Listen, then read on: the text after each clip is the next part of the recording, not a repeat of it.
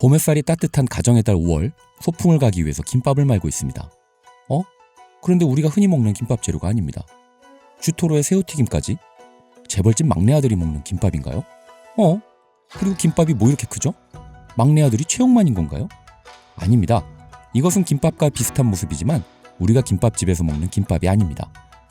정확한 명칭은 후토마키예요. 일본 정통 음식이죠. 후토는 두껍다, 마키는 말다라는 뜻으로 직역하면 두껍게 만 것입니다. 설명 자체는 단순하고 그냥 큰 김밥으로만 인식되는 음식이지만 후토마키가 품고 있는 이야기는 생각보다 재미있는 이야기가 많습니다. 그럼 후토마키 이야기 시작해볼까요?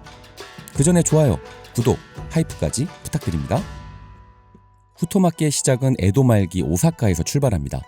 이곳은 일본 상업의 절대적인 중심지였어요. 돈이 모이고 사람이 모이고 욕망이 모이는 곳입니다. 그리고 이러한 곳에는 늘 유흥가가 함께하죠.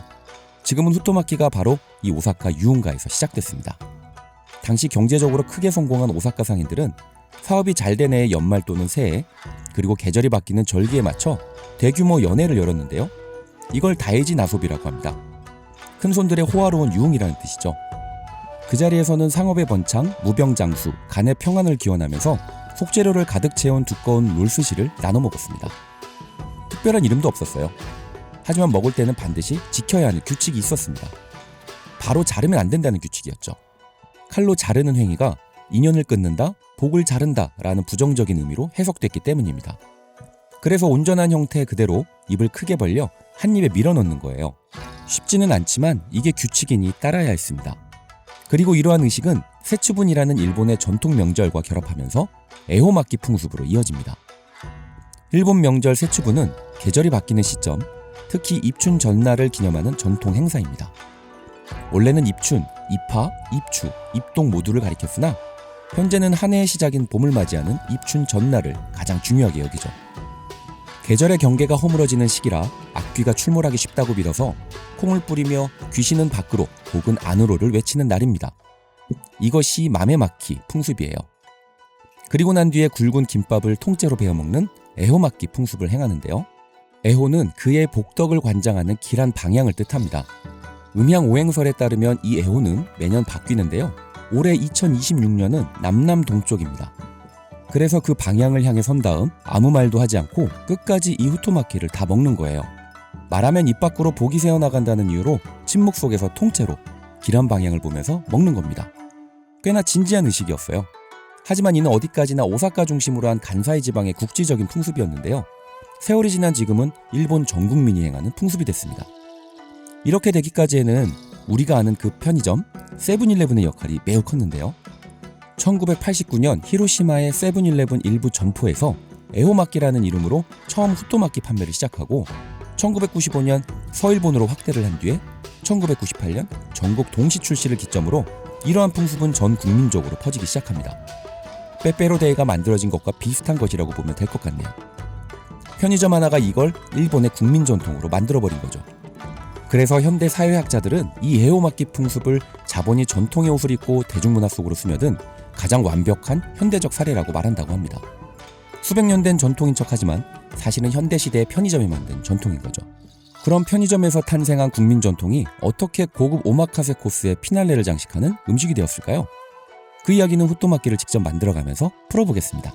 먼저 재료부터 준비합니다. 현재 후토마키에 들어가는 재료는 셰프들의 스타일에 따라 자신만의 방식으로 변형해서 만들지만 원래 후토마키에는 정해진 7가지 재료가 있습니다. 일본에는 칠복신이라는 7복을 관장하는 신이 있는데요. 바로 이 신을 상징하는 재료들입니다. 계란말이, 박꼬지, 장어, 오이, 표고버섯, 새우, 그리고 사쿠라 덴부, 이렇게 7가지죠. 참고로 우리가 자주 먹는 일본 맥주 보면 이렇게 스시 좋아하게 생긴 아저씨 보신 적 있으시죠? 이 캐릭터도 바로 칠복신 중 하나인 에비스 신입니다. 그럼 칠복신을 상징하는 재료를 하나씩 만들어 볼게요. 먼저 칠복신의 첫 번째 재료, 칸표라고 불리우는 박꼬지입니다. 박의 속살을 아주 얇게 깎아서 길게 이어지는 형태로 말린 건데요. 길고 끊어지지 않다 보니 좋은 인연이 영원히 이어지고 건강하게 오래 산다는 상징입니다. 그런데 이 자체로는 맛도 향도 거의 없어요. 그냥 건조된 식물 섬유에 불과합니다. 하지만 이걸 제대로 손질하고 소스에 볶아내면 완전히 다른 재료가 되죠. 일단 3% 소금물을 만들어서 박꼬지를 넣고 빡빡 빨아줍니다. 불순물 제거하는 과정인데요. 이걸 이렇게 손질한다는 것을 아는 사람은 별로 없을 겁니다. 대부분 그냥 물에 씻고 삶거든요. 하지만 이렇게 소금물에 박박 빠는 과정을 거쳐야 잡내 없는 맛을 만들어낼 수 있습니다. 흐르는 물에 소금기를 충분히 빼주고 뜨거운 물에 삶아줘요. 손톱으로 눌렀을 때 뚫릴 듯 말 듯한 느낌, 이 식감이 나올 때까지 삶아줍니다. 너무 삶으면 흐물거리고 덜 삶으면 질기기 때문에 타이밍을 잘 맞춰야 합니다. 후토마키 안에서 씹히는 맛이 있어야 하거든요. 그 꼬독꼬독한 식감이 박꼬지의 존재 이유입니다. 어느 정도 삶아졌다 싶으면 얼음물에 바로 넣어줍니다. 식혀주고 나서는 있는 힘껏 물기를 짜주세요. 진짜 힘껏 짭니다. 수분이 남아있으면 소스가 제대로 안 배기 때문이에요.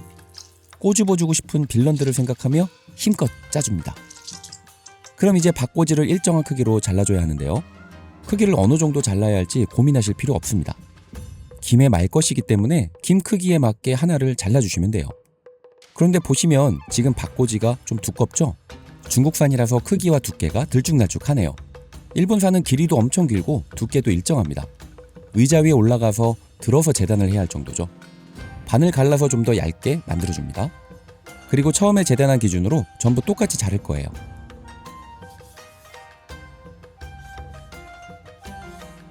이제 박꼬지 볶을 소스를 만들 겁니다. 호이구치 간장 70ml에 설탕 100g. 이때 설탕은 자람의 설탕을 쓰면 더 좋아요. 일반 설탕보다 윤기가 훨씬 잘 나거든요. 원하는 농도가 나올 때까지 졸여줍니다. 이 정도 농도면 좋네요. 그럼 이제 후라이팬에 박꼬지를 넣고 볶아서 수분을 날려줍니다. 어느 정도 수분이 날아갔으면 이때 소스를 넣고 볶아주세요. 보통 식당에서는 냄비에 국물과 함께 졸이는 방식을 사용하는데요. 이렇게 하면 수분이 더 빠르게 날아가면서 소스가 박꼬지 안으로 깊게 배어들게 됩니다. 이게 계속 볶다 보면 점점 짜파게티 같은 모습이 됩니다. 찰지고 윤기가 흐르는 이 느낌이죠. 이제 어느 정도 된 것 같습니다. 마지막에 사케를 조금 부어서 니키리 한번 해주면 박꼬지 완성입니다. 처음엔 아무 맛도 없던 식물 섬유가 지금은 꼬득꼬득하고 달달하고 짭짤하고 윤기가 흐르는 맛있는 재료가 됐네요. 이 응축된 단짠이 나중에 한 입 베어 물었을 때 입안에서 제대로 역할을 해줍니다. 두 번째 재료는 표고버섯이에요. 표고버섯이 품은 복덕은 건강과 애군 방지입니다. 표고버섯을 보시면 사칸 모양이 보이시죠? 옛날 무사들이 쓰던 투구랑 방패를 닮았다고 해서 건강을 지키고 외부의 애군을 막아낸다는 상징이 됐습니다. 미리 불려둔 검표고버섯을 준비해줍니다. 여기서 중요한 포인트가 하나 있어요. 불린 물을 버리면 안 된다는 겁니다. 표고버섯이 물에 불면서 감칠맛 성분이 물로 전부 빠져나가거든요. 그래서 채반에 걸러서 따로 받아두세요. 버섯 물기는 꽉 짜줍니다. 이제 버섯을 볶을 소스를 만들 건데요. 표고 불린 물 500ml, 호이구치 간장 100ml, 미림 100ml, 설탕 100g을 표고버섯이랑 같이 냄비에 전부 넣어줍니다. 그리고 국물이 하나도 없을 때까지 졸여줄 거예요. 버섯이 모든 소스를 다 흡수할 때까지 말이죠. 이렇게 국물이 없을 때까지 졸이는 이유가 있습니다. 수분이 남으면 나중에 그게 전부 샤리로 스며들게 되거든요. 그렇게 되면 후토마키를 말고 나서 점점 흐물거리기 시작해요. 그래서 바싹 졸여서 수분을 완전히 제거해줘야 합니다. 세 번째 재료는 새우입니다. 새우가 담고 있는 복덕은 불로장생과 건강한 노년이에요. 새우를 보면 등이 굽고 수염이 길잖아요. 딱 노인의 모습이거든요. 그래서 새우를 먹으면 저 노인처럼 오래 산다는 의미입니다. 억지 같지만 오래된 믿음이에요. 새우 손질합니다. 꼬리가 생명이에요. 꼬리 절대 자르지 마세요. 튀겨지면 정말 맛있거든요. 그리고 후토마키 안에서 시각적으로도 매우 중요한 역할을 합니다. 이제 새우를 튀기기 전에 새우 모양을 일자로 길쭉하게 잡아줘야 해요. 그래야 막기에 일자로 넣어서 말아줄 수 있기 때문이죠. 그냥 튀기면 구부러져서 말 수가 없습니다.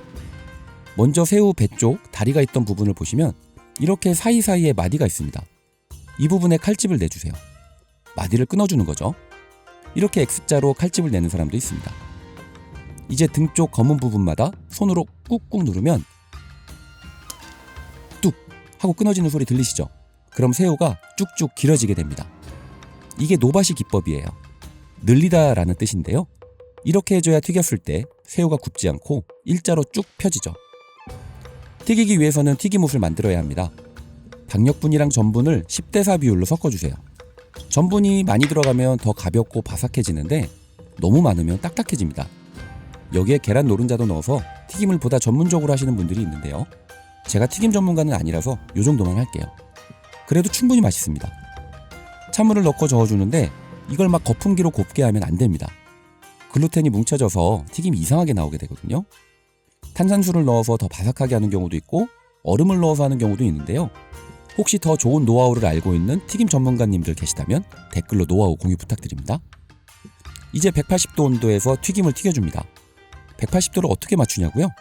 방법은 튀김물을 떨어뜨렸을 때 들어가자마자 올라오면 튀김을 넣을 준비가 된 것입니다.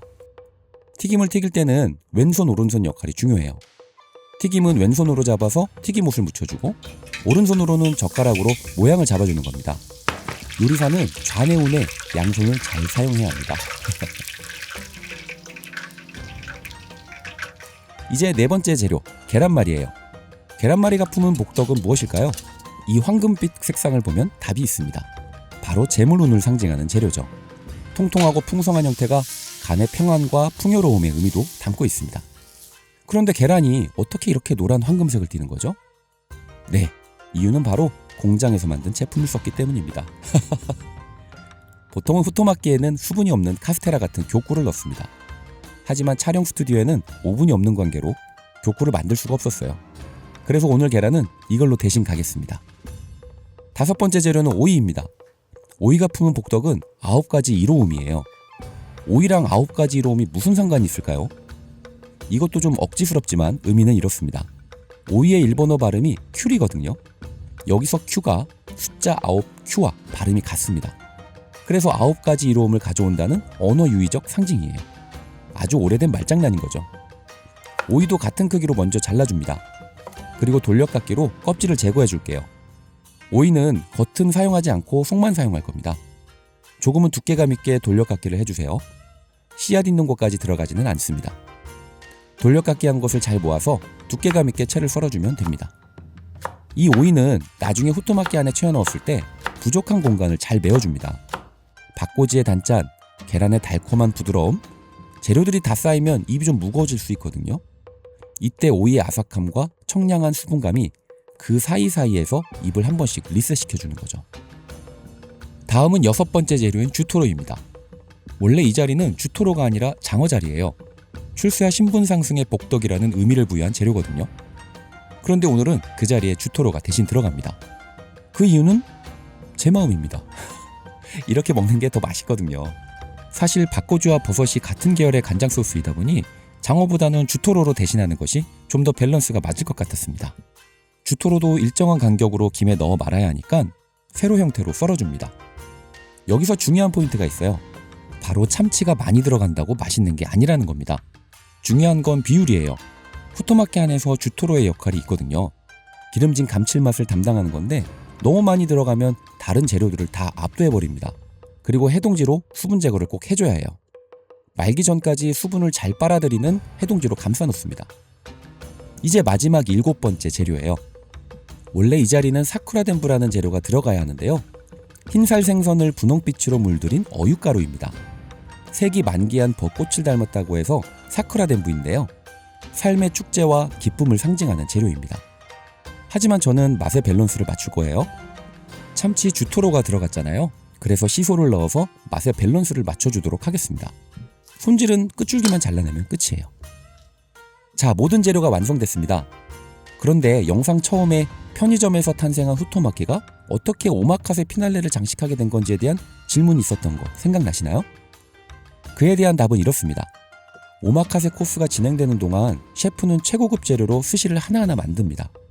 그 과정에서 부득이하게 자투리가 생기게 마련이죠. 모양을 맞추려면 끝단을 잘라야 합니다. 참치 끄트머리, 계란말이 끝단, 부서진 새우 등등. 단독으로 코스에 내놓기 어려운 형태의 재료들입니다. 그런데 이게 그날 쓴 최고급 식재료의 그 자체인 거예요. 셰프가 코스 마지막에 이것들을 전부 모아서 거대한 김과 밥 위에 올리는 거죠. 버려질 뻔한 것들이 한 장의 김 안에서 가장 완벽한 또 하나의 한 입이 되는 겁니다. 자, 그럼 이제 재료들을 넣어서 말아볼게요. 재료를 넣다 보면 이 큰 걸 어떻게 말아야 하지 할 정도로 그 굵기가 굉장히 크죠. 하지만 보고 따라 하시면 어렵지 않습니다. 김을 대나무발에 올리고 샤리를 공처럼 잡아줘요. 그런데 중요한 것은 이때 샤리가 너무 따뜻하면 안 됩니다. 김이 너무 빨리 눅지게 되기 때문이에요. 그리고 여기서 손이 아주 중요한데요. 바로 오른손이 짤주머니 역할을 하는 거죠. 짜면서 양을 조절하면서 깔아줍니다. 그 다음 밑으로 샤리를 펼쳐줘요. 이때 일정하게 펼쳐줘야 합니다. 그리고 안에 재료가 많이 들어가서 두꺼워지기 때문에 저는 일부러 안쪽은 평평하게 하고 끝부분에 샤리를 조금 더 올려서 두껍게 해줍니다. 이렇게 끝부분까지 먼저 펼쳐준 다음 남는 부분은 밥알이 한 면적에 하나씩만 붙어있게 얇게 펼쳐줍니다. 그리고 이제 빈 곳이 없도록 펼쳐주세요. 그리고 끝에 1cm 정도를 남겨줍니다. 이제 위에 와사비 발라주고 참깨도 맛을 위해서 살짝 뿌려줍니다. 그리고 재밌는 식감과 맛을 위해 저는 단무지도 조금 넣어줄 거예요. 계란을 올리려고 하는데 크기가 안 맞네요. 이럴 때는 끝으로 계란을 넣고 가운데에 부족한 만큼 채워주시면 됩니다. 계란 밑에 시소를 깔아줍니다. 시소 위에 주토로, 바꼬지는 계란 위에, 건표고는 주토로 밑에, 계란 위에 새우튀김을 올려줍니다. 주토로와 새우튀김 사이 빈 공간은 오이로 채워줄게요. 재료를 올리는 순서와 위치가 생각보다 중요해요. 단단한 재료들은 테두리 쪽에, 부드러운 재료는 안쪽으로 배치해야 말대 형태가 잘 유지되면서 말아집니다. 자, 이제 마는 거예요. 새끼손가락으로 힘을 주면서 눌러줍니다. 이 힘이 재료들을 안으로 꽉꽉 눌러주는 거예요. 끝에 왔을 때 밥을 살짝 펼쳐준 다음 말아주세요. 이대로 30초에서 40초를 기다립니다. 샤리에 남아있는 온기와 수분이 서서히 증발하면서 김의 끝부분을 천연풀처럼 접착시켜주거든요. 이 시간이 없으면 썰 때 김이 풀려버립니다. 일본에서는 코스의 마무리를 밥으로 끝내는 문화가 있습니다. 시메, 매듭 짓는다는 뜻인데요. 긴 코스 끝에 밥 한 그릇으로 마무리하는 문화죠. 그 중에서 후토마키가 피날레로 자리 잡은 건 이 안에 코스 전체의 맛이 다 담겨있기 때문이에요. 한 입으로 말이죠. 자, 이제 썰어줍니다. 리듬감 있게 헙!